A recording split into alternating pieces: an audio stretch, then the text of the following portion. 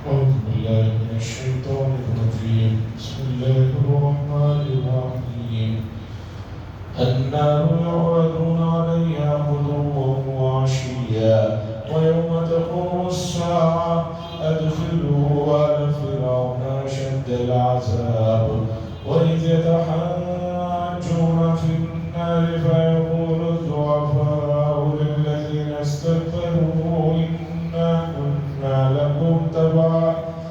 إنا كنا لكم تبعا فهل أنتم مغنون عنا نصيبا من النار قال الذين استكبروا إنا كل فيها إن الله قد حكم بين العباد وقال الذين في النار لخزنة جهنم ادعوا ربكم يخفف عنا يوما من العذاب قالوا أولم تك تأتيكم رسلكم بالبينات قالوا بلى قالوا فادعوا وما دعاء الكافرين إلا في ضلال.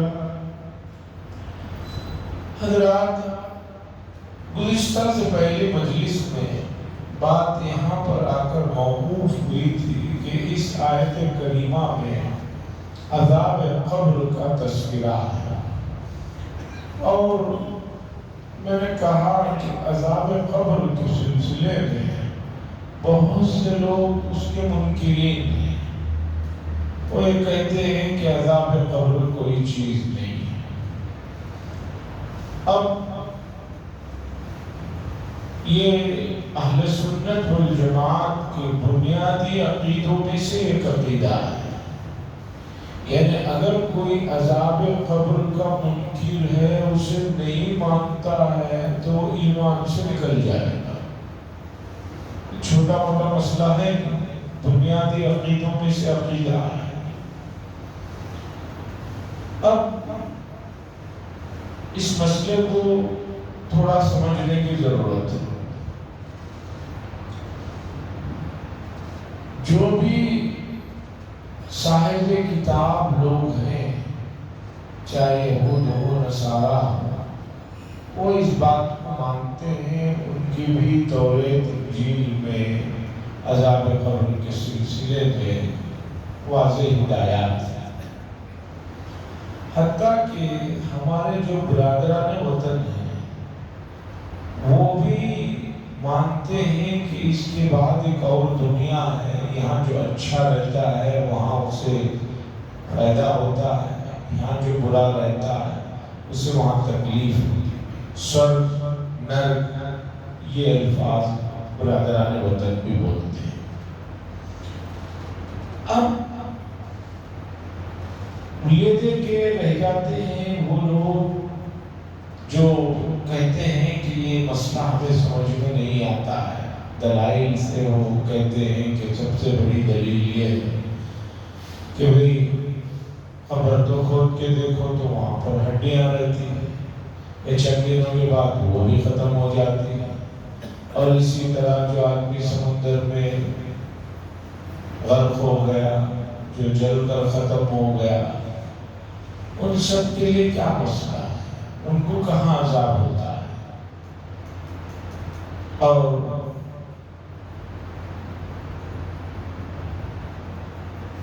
یہ بھی کہتے ہیں کہ یہ چیز ہمیں نظر نہیں آتی ہے، ہم نے دیکھا نہیں ہے. جو چیز نظر نہیں آتی ہے ہم اسے کیسے مانیں؟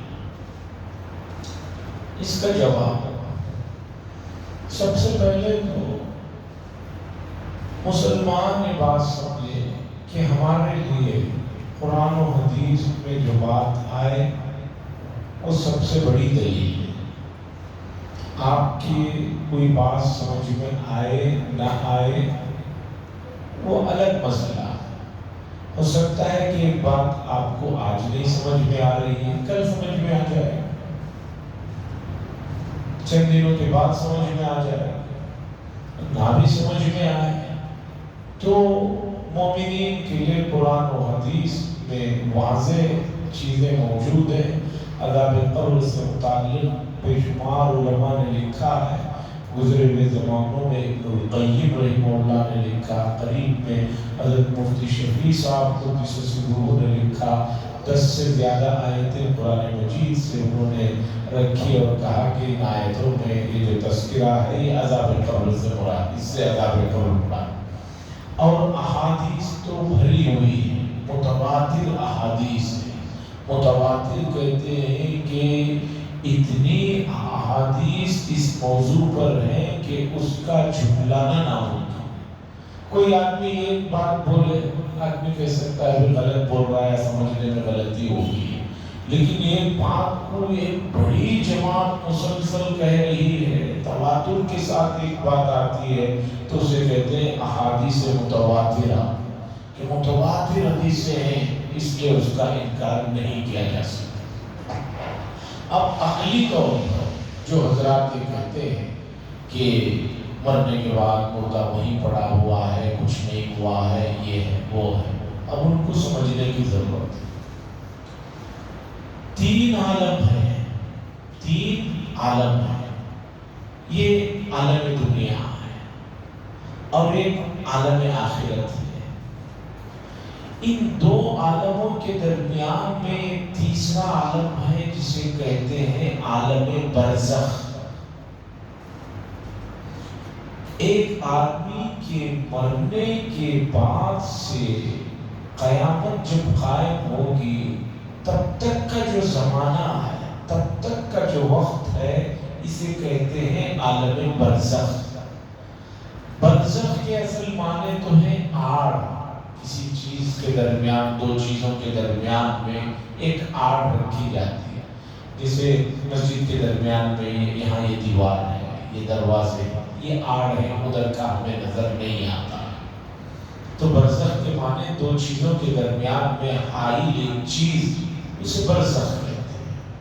قرآن نے کہا سورہ رحمان میں کہ 2 سمندر چل رہے ہیں، بینہما برزخ لا یبغیان، میٹھا پانی بھی جا رہا ہے، ادھر کھارا پانی بھی جا رہا ہے، اس کے درمیان میں اللہ نے ایک آڑ ایسی رکھی ہے کہ وہ پانی ادھر سے نہیں مل جاتا، یہ پانی اس سے نہیں مل جاتا۔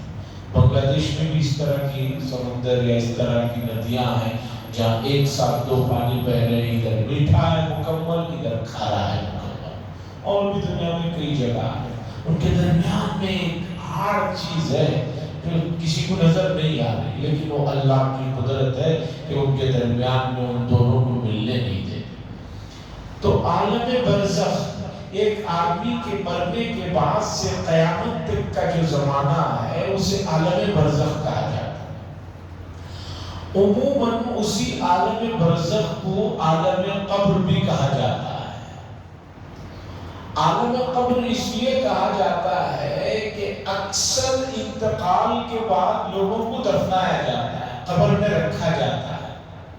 کچھ صورتیں ایسی ہو جاتی ہیں جس میں قبر میں نہیں رکھا جاتا، جیسے سمندر میں جہاز میں کسی کا انتقال ہو جاتا تھا، پہلے حاجیوں کا وہی نماز جنازہ پڑھ کر جو ہے کفن وغیرہ دے کر جو ہے سمندر میں چھوڑ دیا جاتا تھا، درندے نے کھا لیا، چل کر کچھ ہو گیا۔ ایسے کیسز بہت کم ہیں۔ اصل قبر میں رکھنے کا معمول ہے 90% سے بھی، بلکہ اس سے بھی زیادہ پرسنٹ جو ہے دفنایا جاتا ہے، تو اسے عالم قبر بھی کہہ دیتے ہیں۔ یہ جو برزخ ہے یہ عالم قبر ہے۔ اب سمجھیے کہ انسان کے جسم اور روح، اس میں اصل ہے روح، اس میں اصل ہے روح، تو اس روح کو کبھی فنا نہیں، یہاں سے نکلے گی کہیں اور لے جا کر اسے رکھا جائے گا، پھر قیامت کے دن جسموں میں ڈال کر اسے نکالا جائے گا۔ ایک آدمی سو رہا ہوتا ہے لیکن رات کو ایسا بھیانک خواب دیکھتا ہے، پورا پسینہ ہو کر اٹھتا ہے، وہ کہتا ہے کہ مجھے فلاں جگہ جنگل میں لے چلا گیا، کوئی سانپ نے کاٹ دیا، یہ ہو گیا وہ ہو گیا۔ اس کے بعد وہ بیٹھا ہوا آدمی کہتا ہے بھئی تم تو یہاں خراٹے لے رہے تھے، کہاں چلے گئے؟ لیکن حقیقت ہے، ایک شکل ہے سمجھنے کی، آدمی تو یہی سویا ہوا ہے، لیکن کبھی خوش ہو کر ہنستے ہوئے اٹھ جاتا ہے، کہتا ہے کہ اچھا میں یہاں پڑا ہوں ابھی تو خواب میں دیکھ رہا تھا میں مکے میں ہوں، مدینے میں ہوں، کہیں، لیکن جسم تو وہی ہے، لیکن خواب حقیقت ہے، اور ہمیں خواب میں وہ سب چیزیں نظر آتی ہیں جو آدمی دیکھتا ہے اور اسے ایسا لگتا ہے کہ حقیقت ہے۔ تو پتہ چلا کہ جسم آپ کے سامنے رکھا ہوا ہے، اسے جو فائدہ پہنچ رہا ہے، اسے نقصان پہنچ رہا ہے، اس کا احساس آپ کو نہیں ہو رہا۔ اسی طرح قبر میں مردہ سویا ہوا تو ہے، مثال کے طور پر سویا ہوا تو ہے، لیکن اسے عذاب ہو رہا ہے اور اسے نعمتوں میں رکھا جا رہا ہے، وہ اگر آپ کو نظر نہ آئے تو اس میں کوئی سا تعجب نہیں۔ یہاں سویا ہوا آدمی کہہ رہا ہے کہ میں رات امریکہ کا جو ہے صدر بن گیا تھا تھوڑی دیر کے لیے، یا یہ کہہ رہا ہے کہ میں سینٹرل جیل میں جا کر پھنس گیا تھا، یا کہیں پھنس گیا تھا، کچھ ہو گیا تھا۔ آپ اس بات کو تو مانتے ہیں، کیوں؟ آپ پر بھی گزرتا ہے، کبھی آپ بھی اس طرح کے خواب دیکھتے ہیں۔ تو اسی طرح قبر میں ایک مردہ لیٹا ہوا ہے، اسے عذاب ہو رہا ہے، لیکن اس کا احساس آپ کو اگر نہیں ہو رہا ہے تو اس میں کوئی تعجب کی بات نہیں۔ ٹھیک اسی طریقے پر جس طرح نیند کا مسئلہ ہے جس میں آپ کو کوئی احساس نہیں ہو رہا ہے۔ اور دوسری بات کہ حدیثوں میں آتا ہے کہ مومن کی روح کو پرندے کے اندر ڈال کر جنت میں چھوڑ دیا جاتا ہے، وہ جنت میں سیر کر رہا ہوتا ہے۔ اس طرح کی بھی روایتیں ہیں کہ جس میں اسے وہاں رکھا جاتا ہے، اور جس عذاب دینا ہوتا ہے اسے جہنم کے گڑھوں میں ڈال دیا جاتا ہے، یا روزانہ اسے جہنم دکھایا جاتا ہے، دیکھو یہ جہنم ہے، یہاں تمہیں حساب کتاب کے بعد ڈالا جائے گا۔ اسی طرح منکر نکیر کے سوالات ہیں، یہ سب چیزیں جو موجودہ زمانے میں ٹیکنالوجی میں آ کر ہمیں بہت آسان کر دیا۔ ایک چیز کتنی اوپر سے، ہزاروں کلومیٹر کے اوپر سے نیچے کی تصویریں لے رہی ہیں، 30 40 ہزار فٹ کی اونچائی سے یہاں زمین پر کہاں کیا حرکت ہو رہی ہے اس کی تصویریں آ جا رہی ہیں۔ خاص طور پر اس وقت جب جنگ چھڑی ہوئی ہے، آپ کے سامنے بہت ساری چیزیں آ رہی ہیں، تو بتانا یہ ہے کہ انسان جو ہے اتنا چھوٹا سا جسم، تھوڑی سی عقل، وہ اتنے نتائج پر پہنچ سکتا ہے، تو اللہ تبارک و تعالیٰ کا جو نظام ہے وہ کتنا کامل ہے، مکمل ہے۔ اس لیے عذاب قبر کا انکار کرنے والا ایمان کے دائرے سے نکل جاتا ہے۔ دلیل یہ ہے کہ قرآن کی آیات ہیں اور احادیث ہے۔ باقی رہی بات کہ وہ کیسے ہوتا ہے، کیا ہوتا ہے، اس کی تفصیلات عالم برزخ کی یہاں سمجھنا مشکل ہے۔ بہت سی چیزیں ہیں آپ کو نہیں سمجھ میں آتی، کیوں؟ اس لیے کہ اسے سمجھنے کی اتنی صلاحیت نہیں۔ مثال کے طور پر اس وقت جو جنگیں جس طریقے پر ہو رہی ہیں، جس طرح کے میزائل، دوسری چیزیں، تیسری چیزیں ہو رہی ہیں، وہ ہماری سمجھ میں نہیں آتی۔ وہ کس طرح نشانے پر کرنٹ جا کر بیٹھ رہی ہے، پڑ رہی ہے، یہ سب چیزیں ہم سنتے ہیں، دیکھتے ہیں مطلب اخبار میں پڑھتے ہیں تو مان لیتے ہیں، حقیقتاً ہماری سمجھ میں نہیں آتا، لیکن ہم مانتے ہیں۔ اسی طریقے پر اللہ کا نظام ہے، وہ انشاءاللہ ہوگا۔ اس لیے اس سلسلے میں شک و شبہ کرنے والا ایمان سے نکل جائے گا۔ اور کافرین، مشرکین کو بھی یہی مسئلہ تھا کہ مرنے کے بعد عذاب ہوگا، ہم اس سے نہیں مانتے۔ اگر اس مسئلے کو ختم کر دیا جائے تو پھر آدمی جانور بن جائے گا، وحشی بن جائے گا، وہ کہے گا جو چاہے کرو، کچھ بھی ہمارے لیے مسئلہ نہیں۔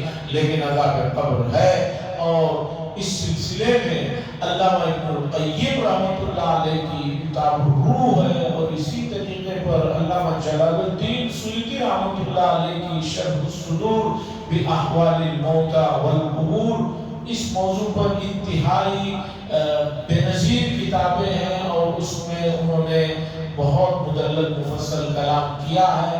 اغلباً کتاب الروح کا تو ترجمہ بھی ہے اردو میں، جلال الدین سیوطی صاحب کی جو کتاب ہے اس کا ترجمہ مجھے نہیں معلوم ہے یا نہیں، لیکن اس میں پوری تفصیلات ہیں، اسے پڑھنا چاہیے، اور بہت اچھی کتاب ہے۔ اللہ فرماتے ہیں النار یعرضون علیہا غدوا وعشیا، آگ ان کے سامنے، ان کے اوپر جو ہے صبح شام پیش کی جائے گی۔ فرعون اور اس کے ماننے والوں کا تذکرہ پیچھے سے چلا ہوا آ رہا ہے، تو اللہ فرما رہے ہیں ان کے اوپر آگ صبح شام پیش کی جائے گی۔ وَيَوْمَ تَقُومُ السَّاعَةُ، اور جب قیامت قائم ہوگی، ادخلوا، ان کو داخل کیا جائے گا فرعون والوں کو، فرعونیوں کو سخت عذاب میں۔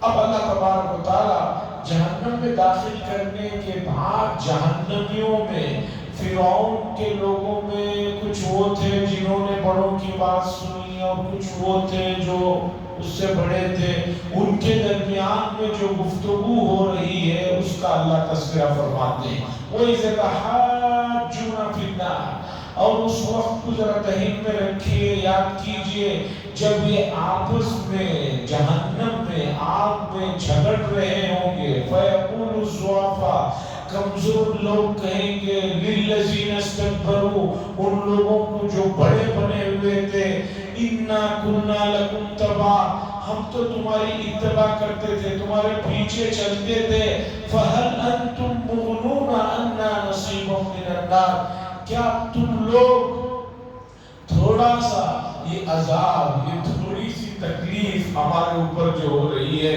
تم اپنے اوپر لے سکتے ہو؟ قال الذين استكبروا، وہ لوگ جو بڑے بنے ہوئے تھے وہ کہیں گے انا کل فیہا، ہم سب کے سب ایک ہی عذاب میں پڑے ہوئے ہیں، ان اللہ قد حکم بین العباد، بے شک اللہ تبارک و تعالی فیصلہ بندوں کے درمیان فرما چکے ہیں، فیصلہ ہو چکا ہے۔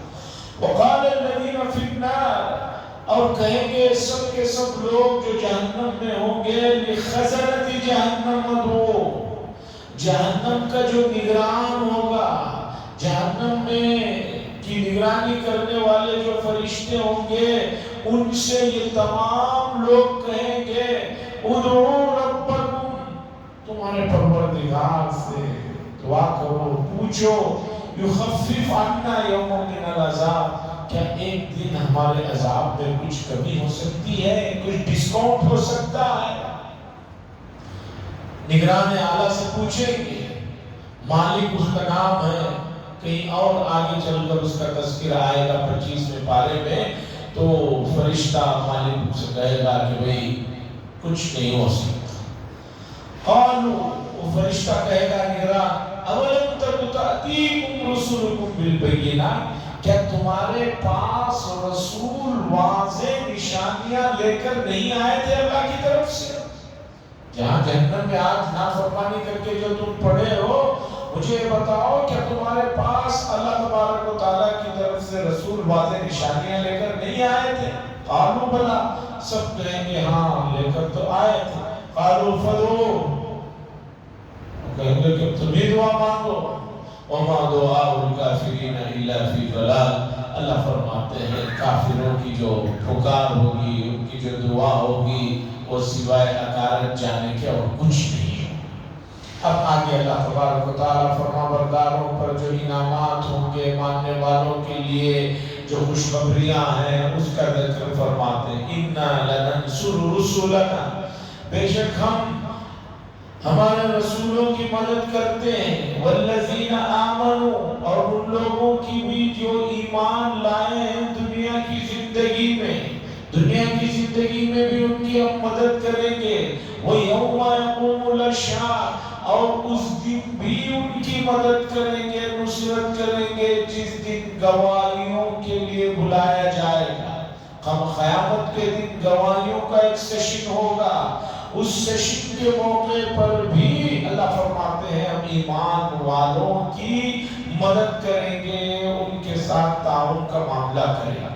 یوم لا ينفع الظالمین معذرتهم ولهم اللعنۃ ولهم سوء الدار، اس دن ظالموں کی معذرت، معافی کچھ کام آنے والی نہیں۔ معذرت کریں گے انہیں، اس دن تو کریں گے۔ اللہ فرما رہے ہیں یوم لا ينفع الظالمین معذرت، اس دن ظالموں کی معذرت کچھ نفع نہیں پہنچائے گی، وَلَهُمُ اللَّعْنَةُ، اور ان کے لیے پھٹکار ہوگی، لعنت ہوگی، اللہ کی رحمت سے دوری ہوگی، وَلَهُمْ سُوءُ الدَّارِ، اور ان کے لیے بہت برا ٹھکانہ ہوگا، جہنم سے برا ٹھکانہ اور کیا ہو سکتا ہے۔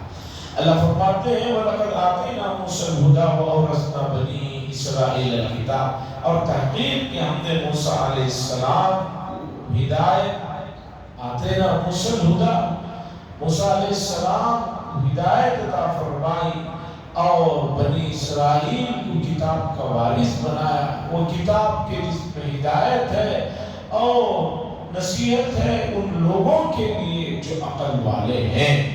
فَاصْبِرْ، اب اللہ کے نبی صلی اللہ علیہ وسلم کو تسلی دی جا رہی ہے مکے میں جو لوگ آپ کو ستا رہے ہیں، پریشان کر رہے ہیں، ایسا پہلے بھی انبیاء کے ساتھ ہوا ہے۔ فَاصْبِرْ، صبر کیجئے، ان وعد اللہ حق، اللہ کا جو وعدہ ہے وہ سچا ہے۔ آگے دیکھیے وَاسْتَغْفِرْ لِذَنبِكَ، اور اپنی بھول چوک کے لیے مغفرت استغفار کیجئے۔ وَسَبِّحْ، اور اللہ کی حمد و ثنا بیان کیجئے صبح شام، شام اور صبح۔ نبی کریم صلی اللہ علیہ وسلم کو یہاں مغفرت اور استغفار کا حکم دیا جا رہا ہے۔ آپ کو یہ بات معلوم ہے، اہل سنت والجماعت کا متفقہ عقیدہ ہے، انبیاء گناہوں سے معصوم ہوتے ہیں، ان سے کوئی گناہ سرزد نہیں ہوتا، اور نبی کریم صلی اللہ علیہ وسلم کی تو شان ہی الگ ہے۔ اس کے باوجود اللہ فرما رہے ہیں اور اپنے گناہوں کے لیے مغفرت طلب کیجئے، استغفار کیجئے۔ دراصل نبی کو خطاب کرتے ہوئے امت کو بتایا جا رہا ہے۔ جب ہم نبی کو یہ حکم دے رہے ہیں تو امت جو ہے کہاں اپنے آپ کو کھڑی ہوئی دیکھنا چاہیے، کہاں محسوس کرنا چاہیے۔ لوگ استغفار کو، توبہ کو بہت ہلکا لیتے ہیں اور کہتے ہیں کہ بھی ہم کون سے گناہ کیے ہیں، ہم نے کون سی غلطی کی ہے، ہم نے کیا کر دیا ہے۔ ارے نبی کریم صلی اللہ علیہ وسلم کو حکم ہو رہا ہے تو میں اور آپ کہاں ہو سکتے ہیں؟ ذرا سوچئے۔ اور اس کے بعد اللہ فرماتے وَسَبِّحْ بِحَمْدِ رَبِّكَ، آپ اپنے رب کی حمد و ثنا بیان کیجئے، تسبیح بیان کیجئے۔ نبی کریم صلی اللہ علیہ وسلم کے بارے میں آتا ہے ہر وقت اللہ کا ذکر، اللہ کی فکر اور اللہ کی یاد میں رہتے تھے، یہاں تک کہ سوتے ہوئے بھی آپ کا دل مستيقظ رہتا تھا، رب کے ساتھ لگا ہوا رہتا تھا، پھر بھی حکم دیا جا رہا ہے۔ تو ہم حضرات جو پنج وقتہ نماز پڑھ کے بعض مرتبہ دھوکے میں آ جاتے ہیں، نفس دھوکہ دیتا ہے، شیطان دھوکہ دیتا ہے، ارے 5 وقت نماز تو پڑھ رہے ہیں، اور کتنا اللہ کا ذکر کرو۔